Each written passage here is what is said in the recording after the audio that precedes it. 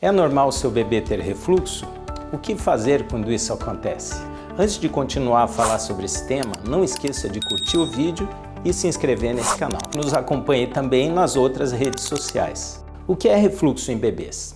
Refluxo gastroesofágico significa que o conteúdo do estômago está voltando para o esôfago. Isso acontece em todos os bebês. Então é muito normal um bebê várias vezes ao dia ter episódios de regurgitação e vômitos. Isso é o que nós chamamos de refluxo fisiológico ou regurgitação do lactente. E não deve ser motivo de preocupação se o bebê continuar dormindo bem, mamando bem e ganhando peso.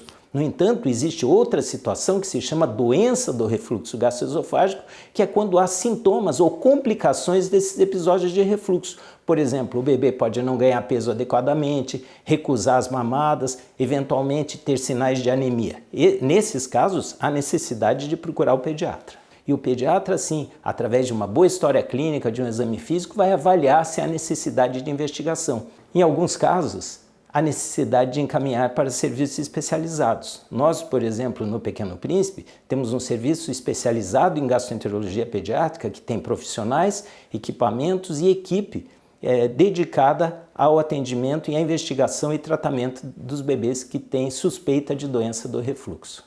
O que pode causar refluxo em bebês? O refluxo, então, na maioria das vezes é fisiológico, mas existem algumas condições que podem levar à doença do refluxo. Por exemplo, existem algumas doenças congênitas, como obstruções na saída do estômago, ou uma hérnia, uma abertura excessiva na junção entre o estômago e o esôfago, que é o canal que leva a comida da boca até o estômago. Então, existem algumas alterações anatômicas que podem predispor à doença do refluxo. Uma outra condição que pode levar a manifestações, sintomas de doença do refluxo é a alergia à proteína do leite de vaca. Por isso, o pediatra deve ser procurado para avaliar as manifestações clínicas e identificar o momento exato e se há necessidade de alguma investigação especializada.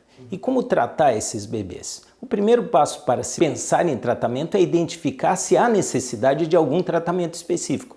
A simples regurgitação do lactente, que é um evento fisiológico e frequente, pode ser prevenida se evitando, por exemplo, o excesso nas mamadas, se incentivando o aleitamento materno, a pega correta durante a amamentação, fazer o bebê arrotar após as mamadas e evitar, então, que o bebê seja deitado logo após a mamada também. Isso vai tender a diminuir os episódios de regurgitação. Em alguns casos muito selecionados, após uma avaliação muito criteriosa do pediatra, pode haver a necessidade de uso de medicamentos. Mas na maioria das vezes o bebê que regurgita excessivamente não precisa de nenhum medicamento e uma preocupação nossa é evitar exatamente o excesso de utilização de medicamentos que têm efeitos adversos potenciais e riscos na sua utilização.